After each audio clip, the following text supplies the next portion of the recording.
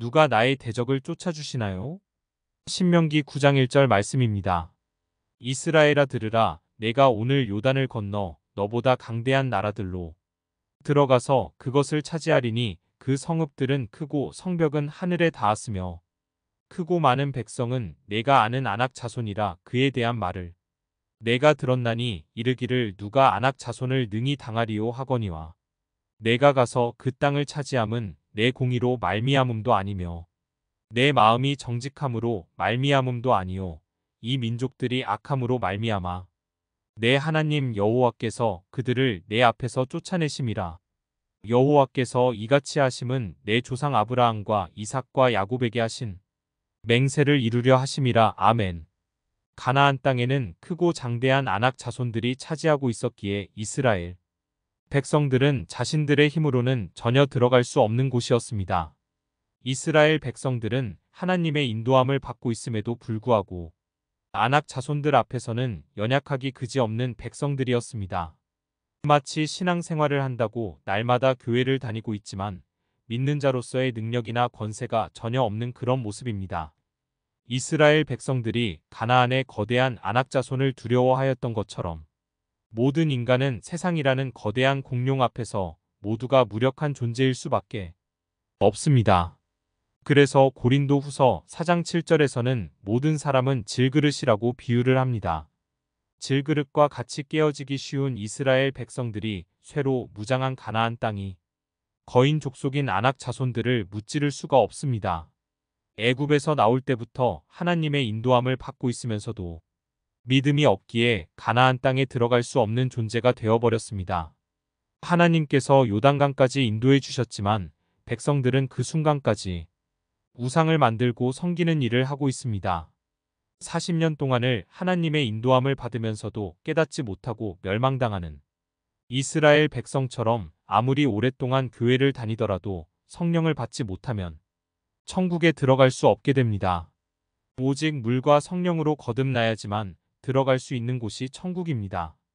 성령을 받아야지만 천국은 내 힘으로 가는 것이 아니라 하나님의 은혜로 가는 것이라는 사실을 깨닫게 됩니다.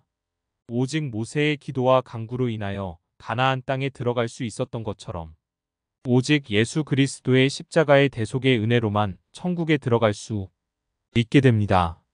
내가 가서 그 땅을 차지함은 내 공의로 말미암음도 아니며 내 마음이 정직함으로 말미암음도 아니오 라고 말씀하십니다.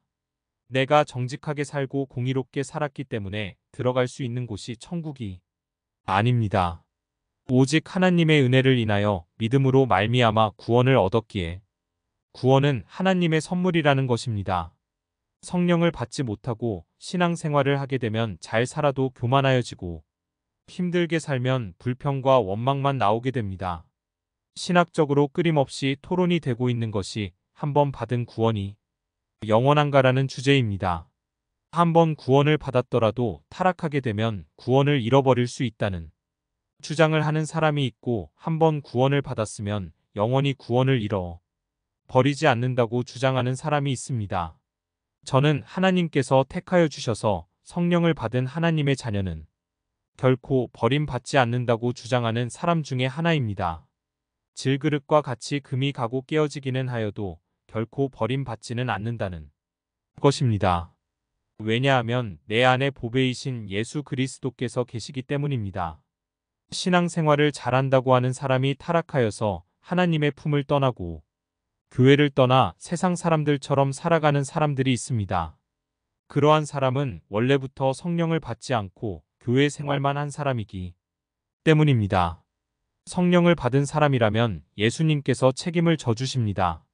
성령을 받은 사람이라면 어떠한 환경 가운데 처하더라도 주님을 떠나는 삶을 살아갈 수 없게 됩니다.